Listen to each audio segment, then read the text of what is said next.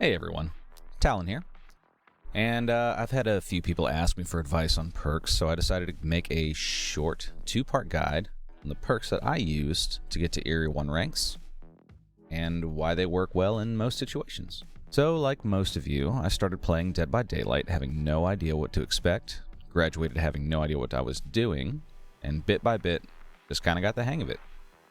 And this video is intended to be a beginner's guide, though with some downloadable content acquisition, and a few rounds of prestige between a couple of survivors and killers, you can acquire the below-mentioned perks without spending a whole lot of time.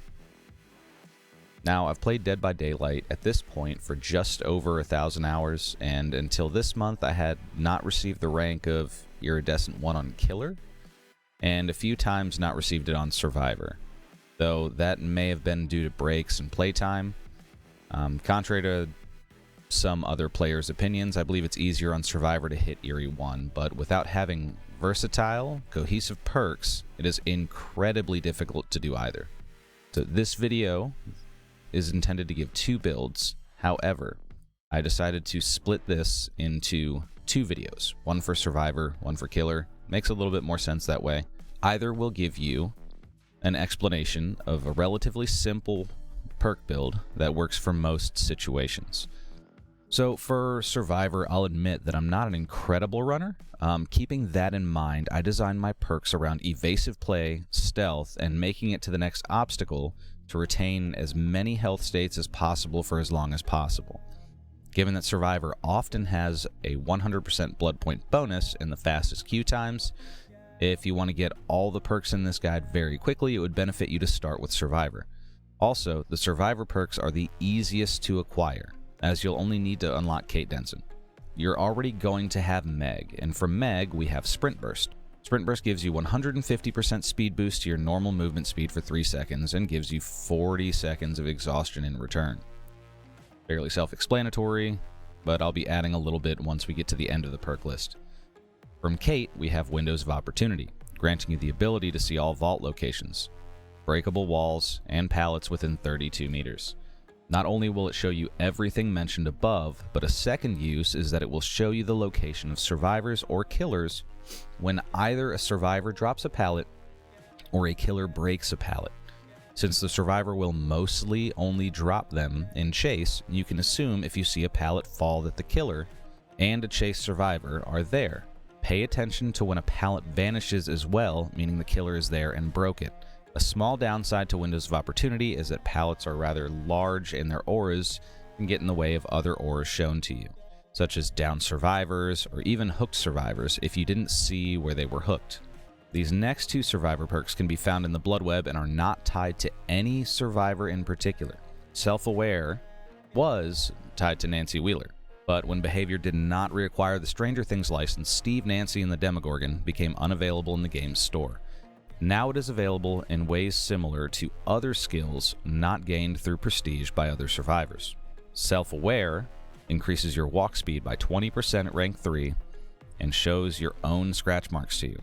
20% walk speed may not seem like much, but when you are walking behind a tile to hide your scratch marks, it makes a massive difference. Just not having to run to get in position means not leaving any hint of your position for 10 seconds. Scratch marks stay visible for 10 seconds total, fading in and fading out for about a second on either side to a half second. If a killer is close enough, they'll see the faint marks, but for 7 to 8 seconds, they are very, very visible and easy to follow.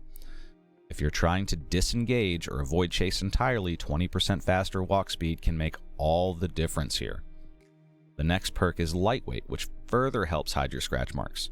Scratch marks fade 5 seconds earlier and are spaced inconsistently. Not only will the irregular spacing present the possibility of confusing the killer around corridors, hallways, and the like if they lose sight of you or are far enough away to just catch the fade out of your scratch marks, but those scratch marks are terribly hard to see from far away as a side effect from spacing. Also, they're available for only 5 seconds. The fade in and fade out effects, though shorter, are still present.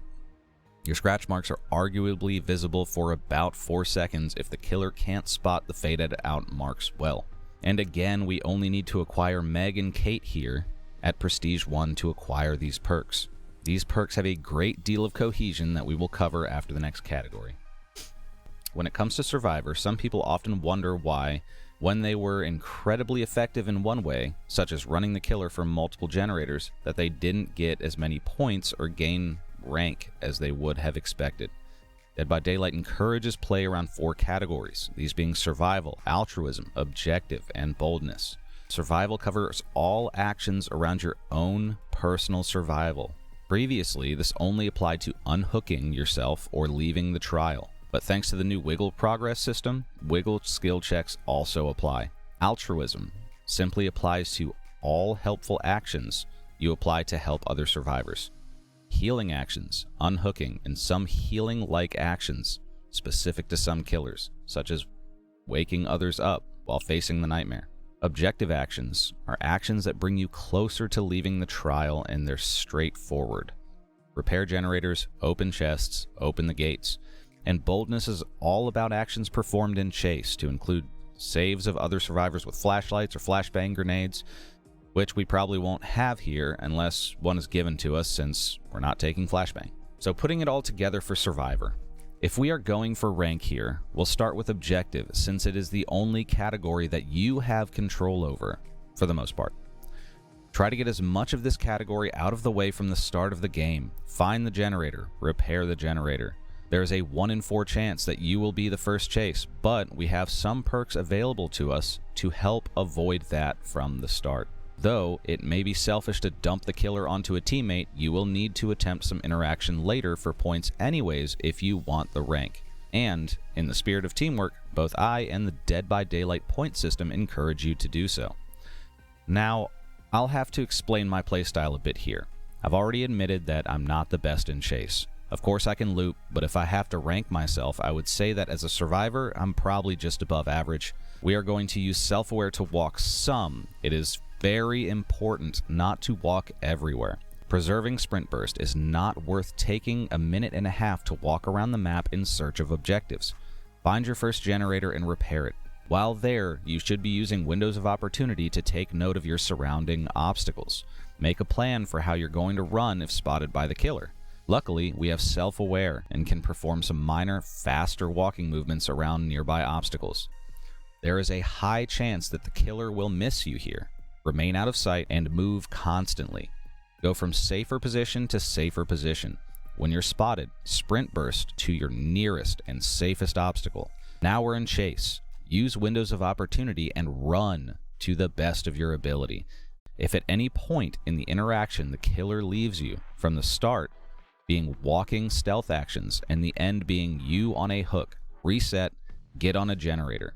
Let your exhaustion reset and repeat. Once you've maxed your objective points, it is your turn to get the killer in chase so your team can perform objective actions. If someone else is in chase and your points are maxed, you are still obligated to repair generators and get the gates powered. Repairing a generator close to the chase may even taunt the killer to come your way and chase you, which can be positive if you've earned all of your objective points. And in most cases, Sprint Burst will be right there, ready to help you to your next safe location. In closing, there isn't really one way to play the game, and no perk combination is absolute. There are perks, items, and add-ons to change any possible outcome. I hope you find these combinations as versatile and helpful as I do. Good luck in your quest for rank and blood points, and I hope to see you in the fog.